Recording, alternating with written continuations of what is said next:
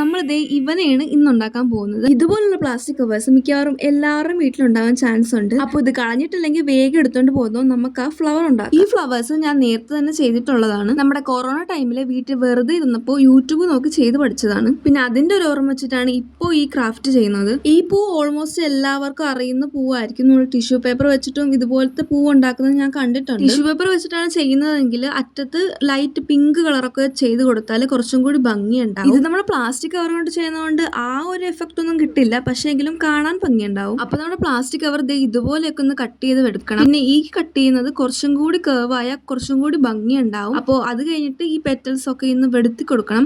ഇത് കുറച്ച് ടൈം എടുക്കുന്ന പരിപാടിയാണ്. വലിയ ടൈം എടുക്കില്ല, എങ്കിലും കുറച്ച് ടൈം എടുക്കും. അപ്പോൾ പകുതി ഞാൻ ചെയ്തിട്ടുണ്ട്, ബാക്കി പകുതി ചെയ്തിരിക്കുന്നു. ഇതുപോലെ 3 ഞാൻ ചെയ്തിട്ടുണ്ട്. വലുതും ചെറുതുമായിട്ടുള്ള ഡിഫറെന്റ് സൈസിലുള്ള പ്ലാസ്റ്റിക് കവർ വെച്ചിട്ടാണ് ഞാൻ ഡിഫറെന്റ് സൈസിലുള്ള പൂവ് ഉണ്ടാക്കി വെച്ചിരിക്കുന്നത്. ഇപ്പോൾ ഡിഫറെന്റ് സൈസിലുള്ളത് ഇല്ലെങ്കിലും വലിയ കുഴപ്പമൊന്നുമില്ല. ഉള്ള സൈസ് ഒന്ന് ചെറുതാക്കി എടുത്താൽ ചെറിയ പൂവും കിട്ടുന്നതേ ഉള്ളൂ. ഇനിയിപ്പോൾ അതിന് ഞാൻ സ്റ്റെം എടുത്ത് വെച്ചിട്ടുണ്ട്. ഇതുപോലെ കമ്പി വളച്ചെടുത്തിട്ട് അതിന്റെ ഉള്ളിൽ കൂടി കയറ്റിയാൽ നമുക്ക് സ്റ്റെമ്മും ആയി. അപ്പോൾ ഇതാണ് ഇതിന്റെ ഫൈനൽ ലുക്ക്. വേണമെങ്കിൽ ആ സ്റ്റെമ്മ് കുറച്ച് ഗ്രീനും ആക്കാം, ഇലയൊക്കെ പിടിപ്പിക്കാം. ഇങ്ങനെ തന്നെ വെക്കാനാണ് എന്റെ പ്ലാൻ. അപ്പൊ അത്രേ ഉള്ളൂ. Thank you.